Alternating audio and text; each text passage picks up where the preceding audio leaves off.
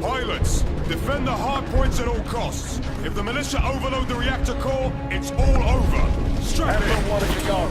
Anvil 2 standing by. Anvil 3 is good to go. Anvil 4 is a go. I hate this part. Cut the chatter. Initiating drop sequence. Separation confirmed.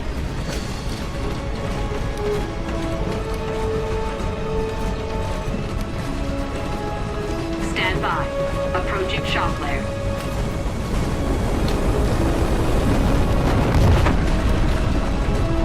Impact in 3, 2, 1.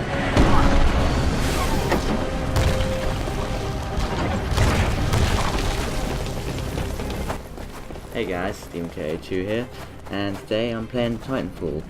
I want to discuss what I think of the campaign of the game, and what I think is potentially wrong with it, and how I think it could be balanced better, I'd say. First of all, I'd like to say that this game I think is awesome. I've got no problems with it, apart from obviously what I'd like to further discuss. I think that Respawn has really taken a concept and applied it quite well. I mean, I'm sure there are no shortage of people that are skeptical about if this game will work or not, but I can honestly say it's a really fun game. And it really changes like the way you feel about FPSs when you play it. You don't feel like you're playing Call of Duty or Battlefield or anything you've ever played before. But anyway, on to the campaign. Now, obviously I've already put in the description that this is spoilers, so if you don't want to spoil it for you, I'd suggest you stop watching. But if you've already played it, then you already know what happens anyway. This is the second from last campaign mission for the IMC, which is the first campaign you play. Once you finish it, you'll unlock a Titan chassis, which you'll be able to use. I believe it's the Strider for the first campaign.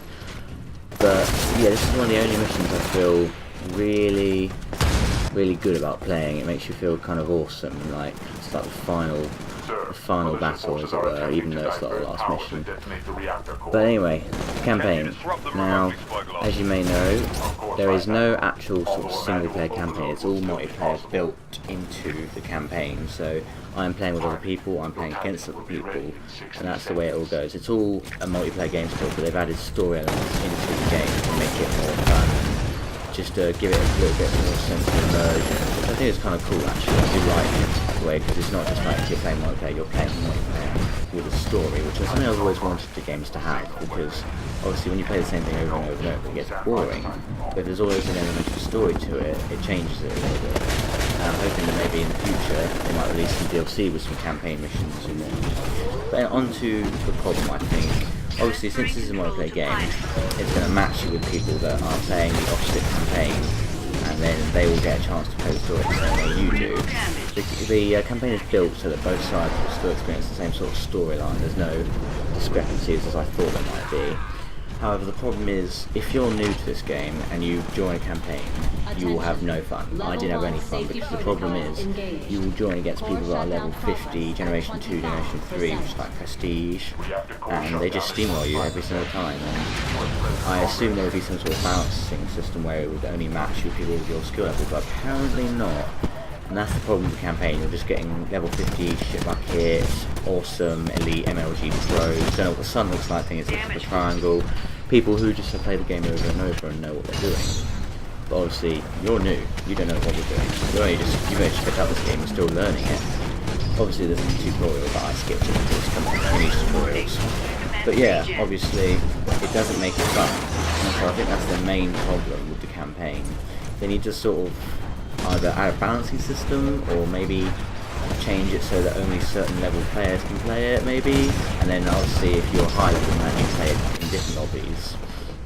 Obviously this game has no private lobbies in it yet. We're hoping that's going to happen at some point, but at the moment trying to play the campaign is pretty annoying. And also I literally popped in the game, started the campaign, and I got about 5 people in every team that were just making ridiculous comments about how much they hated the story, which actually kind of got so annoying to the point where I just left the lobby because they were just being really annoying.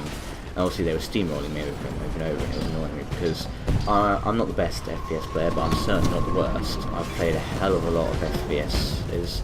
I've spent a lot of time in many of them, and I know what I'm doing. But in this game I felt like a complete idiot because my learning curve was probably a little steep, because I was facing level 50 ship buckets who know what they're doing, and it's just not fair, I don't think. So they really, if they could fix that, I think it will make the campaign a lot more enjoyable. But I do hope, even if they do fix it, they add some more campaign, because there's 9 missions, I believe, and then that's it. It's not the most immersive storyline, and obviously since you're still playing a multiplayer game, there's no like uniqueness to that. But aside from that though, it does feel kind of cool, because obviously if you buy Battlefield, you're probably going to play it as a multiplayer. So I probably buy this. I probably bought this thinking all I'm going to play is the multiplayer. So obviously I'm getting the multiplayer and a bit of story. So I'm not complaining. I don't think there's anything wrong with that. If you want a story or a campaign, go play something else. Go play Arma 3, I don't know. The multiplayer itself is actually really good. It's solid. I haven't encountered very many bugs. Fortunately, as you might hear in this video, there seems to be some sort of sound bug. There might just be a hardware problem with my computer. But it's strange, the sound just skips out. It's like the frame rate stays intact, but the audio just goes crazy, like there is a frame problem. I don't know what that is. I'm sure they'll fix it. There's an upcoming patch I've heard about which is going to fix performance issues. I don't know what this Titan was doing. He was bashing in the wall or something. But yeah, the game is balanced, I think. It's obviously if you're playing against people who are high level than you, then you do seem to not stand a big of a chance for that kind of experience. But no, the guns seem balanced. The only problem I have is the shotgun. I don't think the smart pistol is overpowered at all. I've died many a times because I can't lock on fast enough. The time it takes to lock onto a pilot is, I think, quite fair, and since they're moving around so much, it doesn't make it that easy.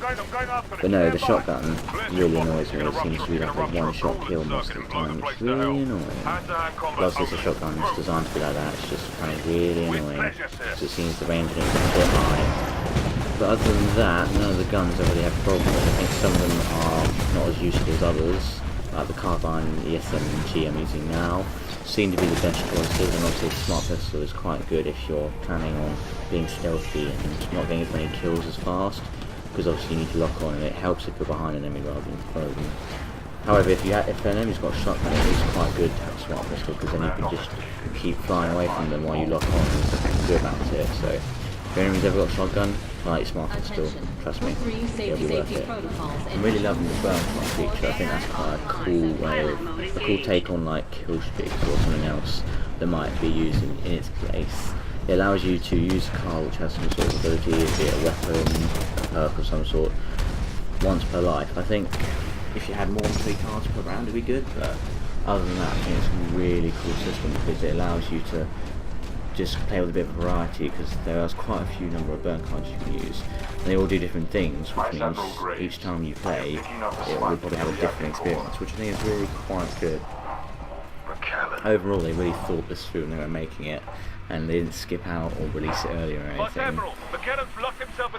One thing I want to comment on at the moment is it is kind of hard to pay attention to the campaign's storyline, which is fed through video feeds while you're trying to play, but obviously it is doable. But one thing I do like about the campaign and multiplayer is all the music that plays in the background. Like I said before, it's nice to have like an immersive story to a multiplayer, so you're still playing multiplayer but you get something extra. And the music that is always playing in even multiplayer matches that aren't campaign is still quite cool, and you can even turn it low or medium in the settings, which so it doesn't be a problem. But to be honest, I don't really find it a problem. You can still hear everything you need to hear, and there's just a little bit of extra music, which I think is kind of cool, because it always makes you feel pumped, and you know, the thing about Titanfall, it makes you feel pretty awesome most of the time. Like, a lot of games can make you feel like that, but only for so long. Eventually it just becomes the same old. But Titanfall really is something unique. It's something you haven't played before. You can't tell me you've played this game before or anything like this game, because you haven't. And everyone that keeps saying this is a Call of Duty, I'm sorry, but this is nothing like Call of Duty. It bears some resemblance, I won't deny that, but as a game, this is not Call of Duty. This is something unique. Not to say that Call of Duty is bad compared to this, but obviously, you know, you make so many games before it gets a bit stale.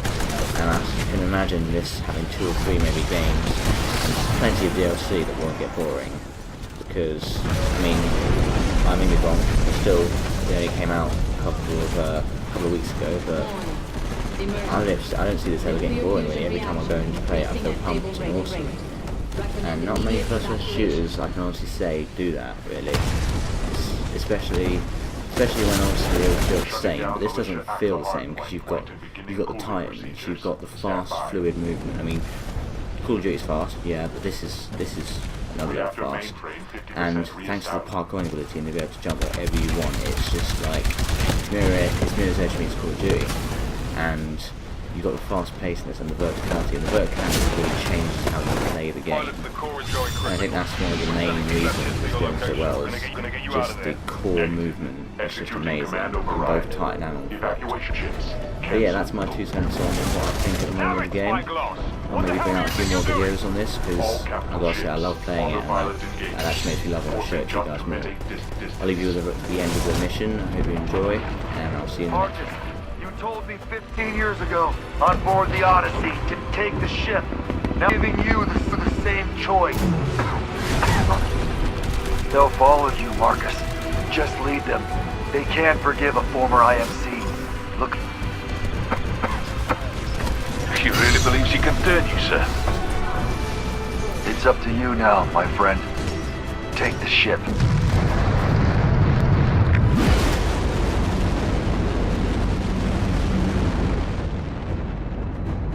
On the frontier today, the IMC's port of Demeter was attacked by militia insurgents. Reports are sketchy, but indications are that the refueling facilities sustained major damage in the battle. Numerous casualties They are just cut us off from the core systems. The mutineer James We're stuck on the wrong side of the frontier, McCallum sir. missing in action. Yes, we are. The whereabouts of several high-ranking officers involved in the conflict, including Vice Admiral